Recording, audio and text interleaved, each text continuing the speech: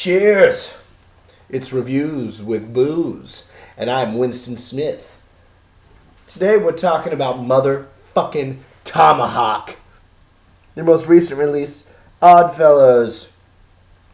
And if you've never heard of TOMAHAWK, these are some extremely hard fellows. So what an appropriate title it is for the fourth record from motherfucking TOMAHAWK.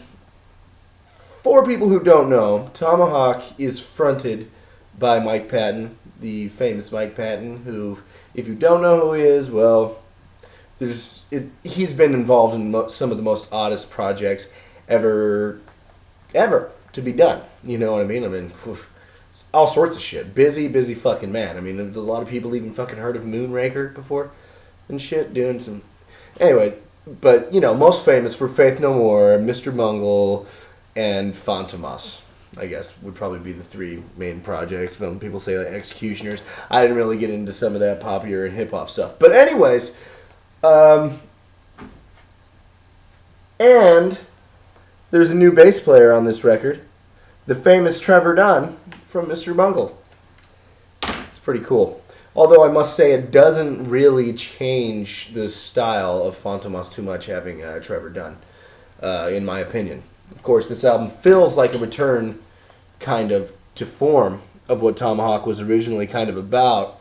Maybe not a little less rambunctious than it was in the first two crazy-ass fucking albums.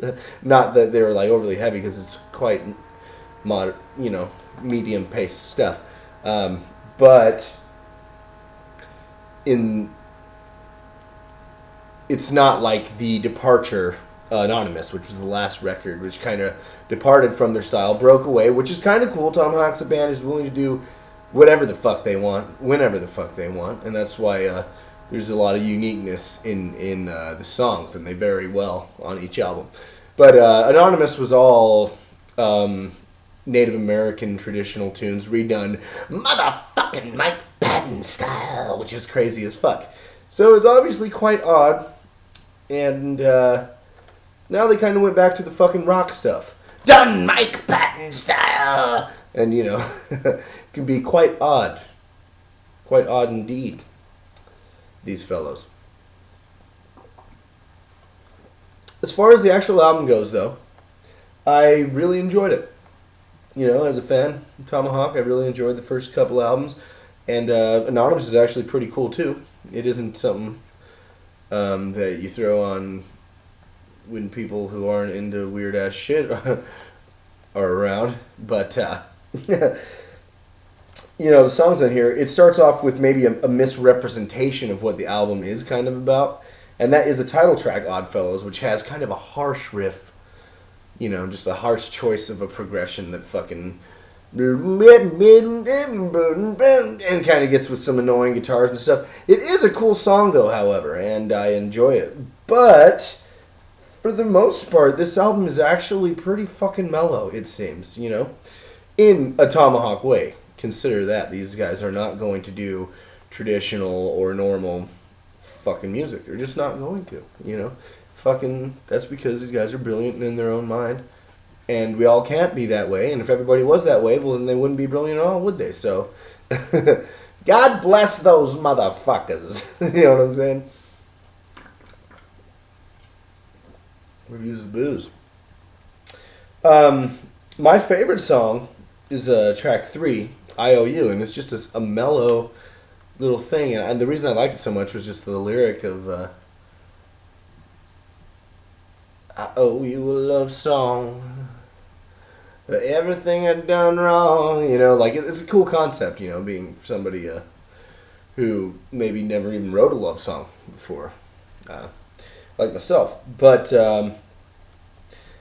there's a lot a variety in the fucking songs, and that is fucking awesome. You know, track 2 feels like more Faith No More, like King for a Day, Fool for a Lifetime song. It's a little bit more catchier than that. Definitely feels like a single to me.